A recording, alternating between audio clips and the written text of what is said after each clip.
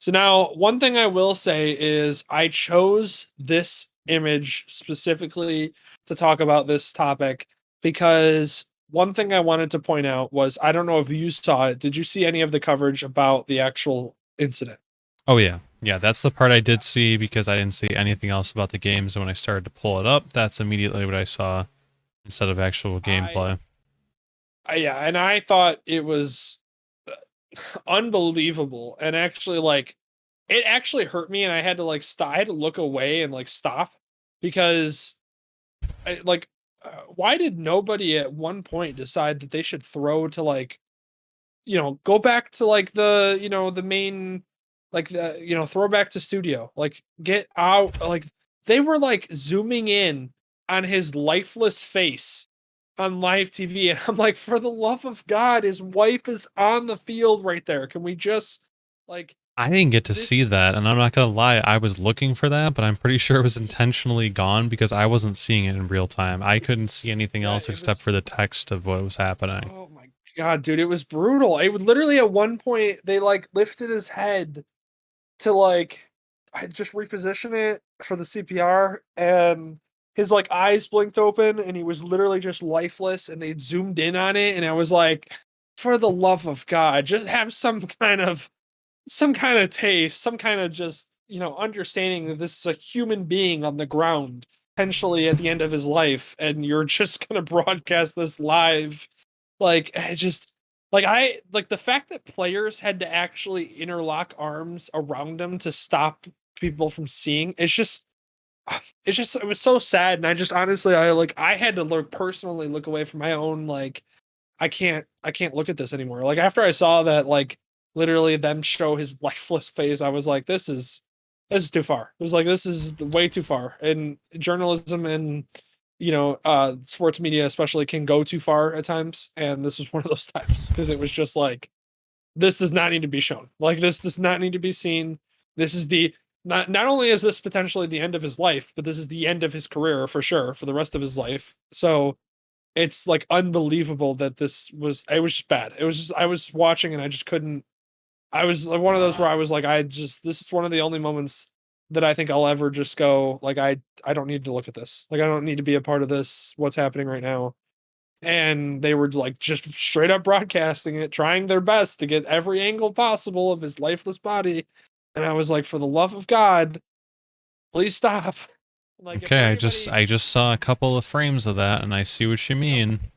for anybody that doesn't know what we're talking about, for whether it be on the YouTube, where you're listening to it or wherever you're listening to it, what we're referencing is the Euros 2020 tournament is occurring right now. Um, the first game of the Euro 2020, the actual very first game, was Denmark versus Finland. Denmark's star player Christian Eriksen ended up going down, just collapsing on the field, and actually later was it basically came out that he had gone into cardiac arrest and basically had died on the field. And the CPR and emergency medicine that was administered on the field right then and there basically saved his life. And they were able to get him to the hospital. He's in stable condition now. He's never going to play soccer again because to make his way in he's for feared of Finland. this happening again. And it's one of those where it's very sad and it's very shocking and it's very unfortunate and it does happen a lot in sports. People don't realize this. I mentioned it to the PA that I work with, and he actually said he literally listed off the heart condition that they're probably going to find, which he listed it off, and it's a long name. I can't remember exactly what he said, but essentially it's like the thickening of the wall of the heart where it doesn't allow blood flow to enter the heart, and then at some point basically they just like it happens a lot in athletes and young athletes and they just collapse, and a lot of times if there's not immediate administered CPR they die, and that's why it was really incredible, and it's really amazing, and uh it's just astounding for the whoever responded, the doctors that were able to respond on the spot there and basically save this guy's life. Was awesome. And CPR should definitely be something that people are at least informed on or know or present in the situation, because literally it saved this man's life and for them to do that.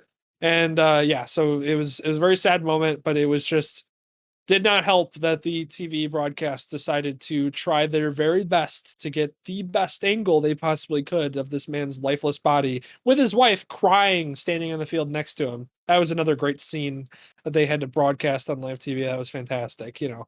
And like the announcers have to continue to say stuff about it because it's not the announcers that are deciding to continue to watch this. It's literally the TV production that's happening.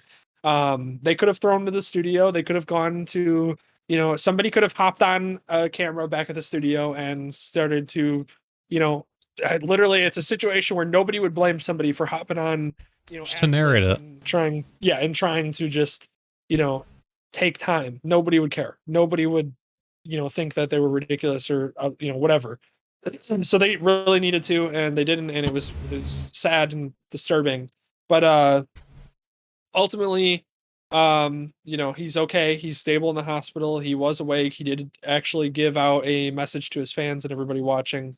So hopefully they are able to figure out what it is. He's never going to play, you know, football again, which is That's what I was unfortunate gonna as say. well. So that's like he really he isn't like Oh that's yeah, gonna be it. I mean, there's no way. Like it's just if it is like the thickening of the heart or even something similar, you're never going to be able to play again because it's just if you push your body to that limit again, it could happen in a situation where you're not so lucky, you know. So yeah, this is pretty much the end of his career. Wow. Yeah. I so he's 29. I thought he maybe he could have been a little bit younger or whatever else it is, but man, like that's something really it comes up like now amongst all the other Yeah. things that he's been in. I get I guess it's a very common thing amongst sports athletes and it happens in younger athletes too, where essentially it's a condition that's you can't really diagnose it because you don't know it's there until unfortunately it takes effect. And it's just where the wall of the heart just slowly thickens over time and then, you know, reaches a point where you're at such a peak extreme, you know, strenuous activity where then, you know, it goes and it finally takes effect. And this is when it does, if you know you have instant help like this and CPR is administered and life-saving, you know, health medicine is administered right there on the spot, then you know you might make it out okay. But in other scenarios where that's not the case, players just die. People, you know, so it's just Oh my god. crazy, you know, lucky that the doctors that were there responded so incredible, you know, immediately and so like well, I guess is the way that I'll say it. You know, I can't find a better word for that, but basically, you know, it's you know, there's a lot of congratulations to them on just best job they could have. Yeah, I'm just it's very hard to get like a full capture of anything. Man, they had to protect or they had to like shield him because he was straight up getting full CPR on the field and it was just Yeah, very vivid and very that's right there. that's what I'm saying. It was this man's like that's a human being. His you know he has a literal wife literally sitting there not far from his lifeless body crying and we're just going to broadcast on live TV which is just it was sad and it was sad and it was I like it's just sometimes you know like I said we know that the media goes too far sometimes and it was just sometimes when they do it's really astounding and this is one of those moments Yeah. so Wow. and then the reason why I chose this photo to kind of finish up the conversation and everything and try to try somewhat to transition from that.